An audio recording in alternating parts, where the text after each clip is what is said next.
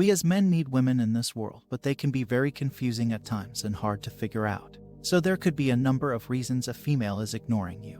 1. Chase. Sometimes a female that likes you wants to see how interested you are in her, so she plays a cat and mouse game to see how interested you are in her. Not a great tactic, I feel, because it will usually just push us, men, away, but that's just how some women are. 2. Cares. Sometimes when a woman really likes you and if you did something that she feels might jeopardize your health, they get upset and stop talking to you because they are irritated at your actions at the moment. But eventually, they will come around and talk to you about it and let you know how much they care about your well-being. These ladies are keepers. 3. Manipulation. Some women that love to manipulate and be narcissistic know that with you being attracted to them, you are in a vulnerable state. And especially if they can tell you don't talk to a lot of women. Women pick up things with us men very quickly. So they will talk to you and then give you the silent treatment as a test of her power over you, because she knows more than likely you will give in to her will. When a woman does the cat and mouse game, eventually they will come around and not ignore her. So we can eliminate that. And I said earlier how if she cares about you a lot, she would communicate with you as well, and exactly why she was ignoring you.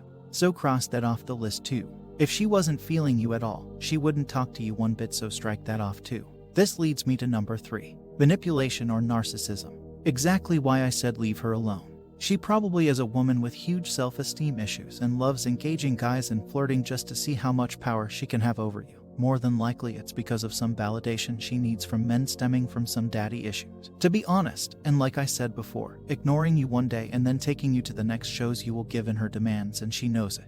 This, my friend, makes you not only a beta but also makes you look like a weak man. I'm just going to keep it real with you. We all have gone out like that. So I would suggest showing this woman you have a pair of nuts. Ignore her for good. Don't give in to her demands. And just move on. It's human nature to want what they can't have. By ignoring her or them, you're in a position where they'll feel like you're not easily won over and they need to work for your attention. Furthermore, people value what they work hard for much more than what they easily acquire. I'll go as far as to say over 80% of people, if not more, want what they can't have.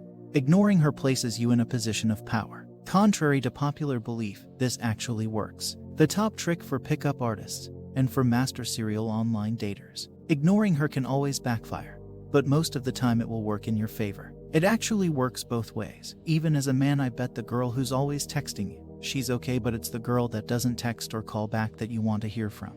Lastly, ignoring her creates a distance from you in her life, which in return will make her heart grow fonder. I really hate to admit things like this, but yes, ignoring her works. If the question was just how not to fall for a girl, the answer is simple: avoid all contact with any female. That's not the way it's supposed to be done.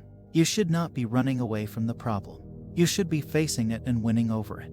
But how to be emotionally strong and not fall for anyone? Falling for anyone or anything for that matter is inside your head. It's a game played by the brain. Let's first understand the brain a bit. Amygdala, shaped like an almond.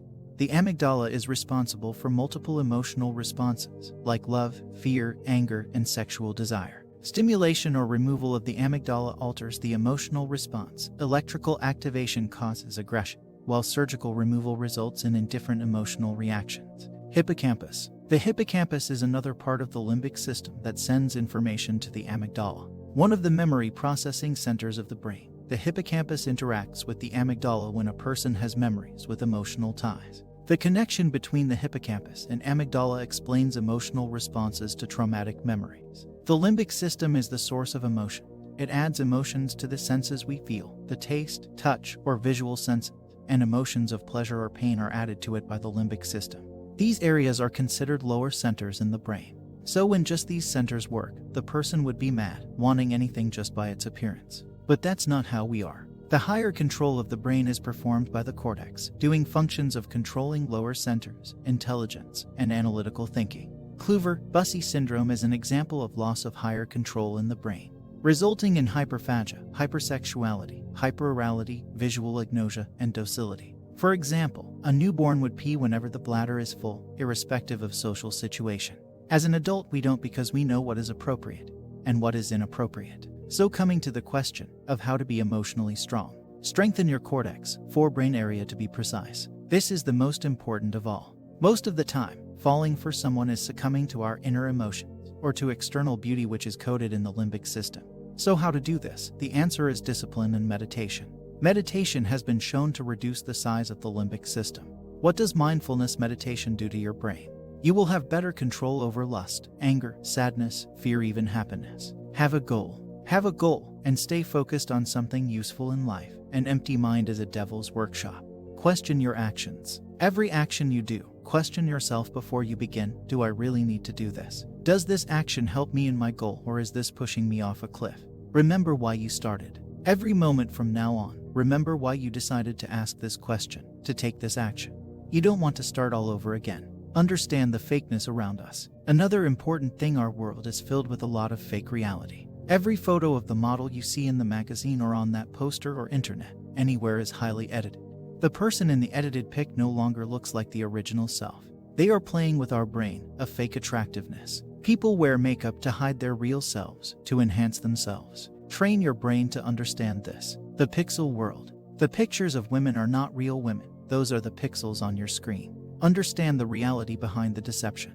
The same applies to anything we see in media. It is easy for lower centers to take over, hence many people fall easy prey to lust, anger, fear, anxiety, etc. These lower centers are automated, and their size in these people is large. A brain clouded by lust will find ways to believe these false realities are real. No 30. Like I have already said, control your lower centers. Don't chase the pixels on your screen. Also, I may add that porn offers something called novelty, something not there in the real world. Don't drink salt water when you are thirsty, it just increases your thirst. Lust is like a fire, it always keeps burning. The more you feed it, the stronger it burns. Limit interaction with girls to the necessity. Don't flirt, don't try to impress anyone, but don't avoid anyone. Everyday interaction with both genders is necessary, and keep it to a minimum. That hot girl or pretty girl doesn't look at them, and obviously doesn't stare at anyone. Respect yourself. Many times being in a relationship, especially for boys, means tolerating damages to their self-respect. Develop respect for yourselves and maintain it. Work out. Once you control lust, there will be a lot of energy in you. Use this for a constructive purpose. Work out, build muscle, become strong, spend this energy on studies, etc.